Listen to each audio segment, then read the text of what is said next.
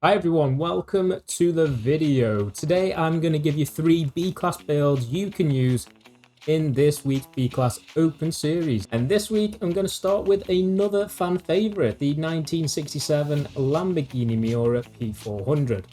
So hopping into the upgrades, we're going to start with performance. In conversions, nothing is installed. We've got a stock engine, stock drivetrain, and still naturally aspirated. In aero and appearance, we've got the race rear wing and a race front bumper. In drivetrain, we've got a stock clutch with race transmission, a street driveline, and a race differential. In wheels, I've made the car very ugly. We've got 20-inch front alloys and 21-inch alloys on the rear. And the alloys that I've opted for are the Oettinger or Oettinger, however you say it, Type RE. In tyres, we've got race compound with a 245mm front tyre width and a 295mm rear tyre width. Platform and handling, we've got race brakes, springs and dampers, race front and rear anti-roll bars, a race weight reduction, no roll cage and no ballast. In engine, everything is completely stock, likewise in fuel and air. So, with those parts all installed, let's get into the build. Now, the tuning setup itself begins with tyre pressures 29.5 psi front, 30.5 psi for the rear. In gearing, we've got a 610 final drive, and these are the individual gear ratios. It seemed to work well for me. Feel free to chop and change if you wish. In alignment, we've got a negative 1.8 front camber and a negative 1.4 rear camber. In tow, we've got 0 and 0 front and rear. And in caster, we've got the front caster angle at 7.0 degrees. Anti-roll bars, we've got 19.01 on the front and 20.59 for the rear. For springs, the front spring stiffness is 424.9 and the rear is 500.4. And the ride height is at the minimum 3.7 inches front and 3.7 inches for the rear. In damping, we've got 2.7 front bump stiffness and 2.8 rear bump stiffness. The rebound is at 8.6 for the front and 9.1 for the rear. In suspension geometry, we've got the roll center for the front at 5.5 and the rear at 5.9.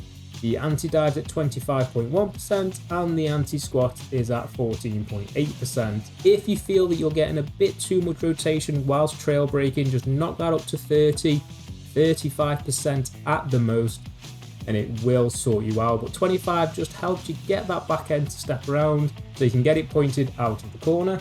Aero, we've got 100 pounds on the front and 75 pounds on the rear. Again, high speeds if you want more stability, which it doesn't really need. You can always add rear downforce. Brakes, I've got 50 and 150, works well for me. And in differential, we've got 100% acceleration and 10% deceleration. This car is a machine and definitely recommend you give this one a go. It's just good everywhere. Not the fastest down the straight, but it's definitely good on the brakes and in the corners. But with that out of the way, let's hop into car number 2. And car number 2 is the 1994 Nissan Fairlady Z version S twin turbo. Wow, that's a long name. Let's hop into this motor and let's see what I've done to make this car decent. So, hopping into custom upgrade and into performance, and we're going to start from right to left. I've kept the 3-litre V6 and the drivetrain is stock as well. For aero and appearance, we've got the race rear wing and a race front bumper. No rear bumper installed, no hood or no side skirts. In drivetrain, we've got a stock clutch with a race transmission, stock driveline and a race differential. In rims, again, I've made this car extremely ugly, 20 inches on the front and 20 inches on the rear. And the alloys I've gone for are the BBS CCRs. Tyre compound, we've got a race compound with 275mm front tyre width and 305mm rear tyre width. In platform and handling, we've got race brakes, race springs and dampers, front and rear race anti-roll bars, race weight reduction, a race roll cage and no ballast. In engine, nothing is installed, but in fuel and air, we have everything stock, but we have installed the race exhaust. So there are all your parts that are installed.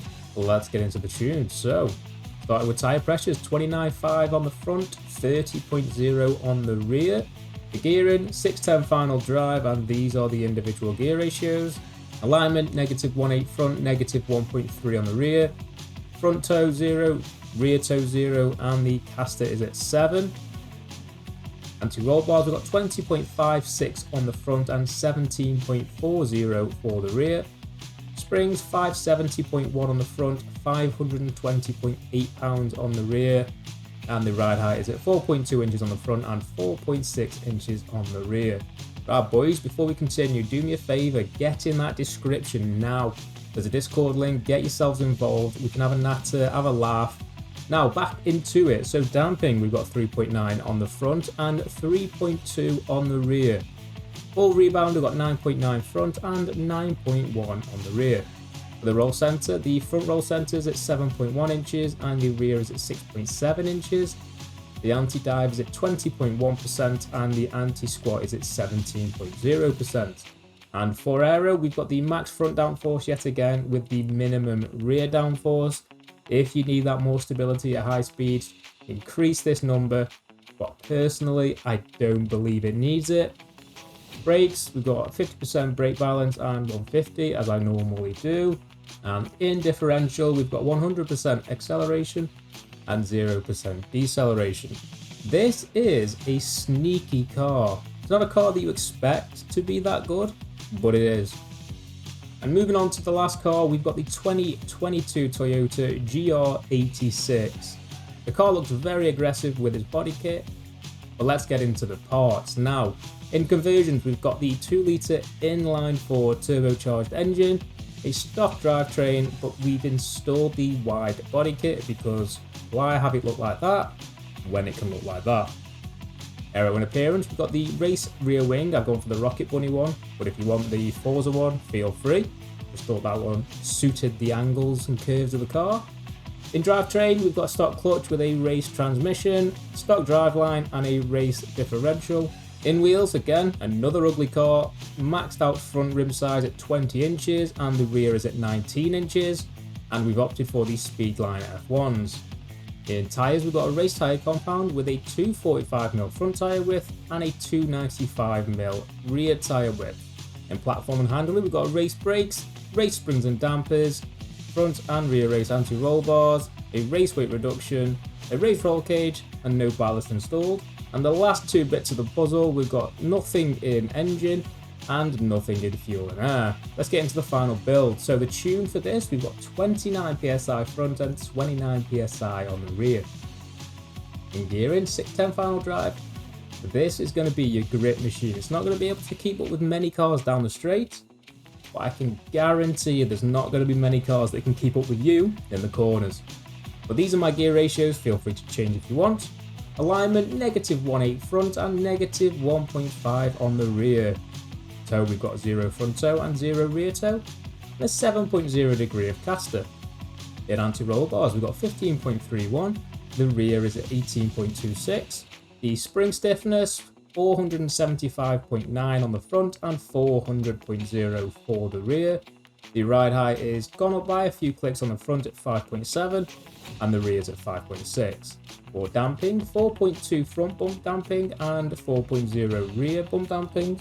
And the rebound is at 9.3 on the front and 9.7 on the rear.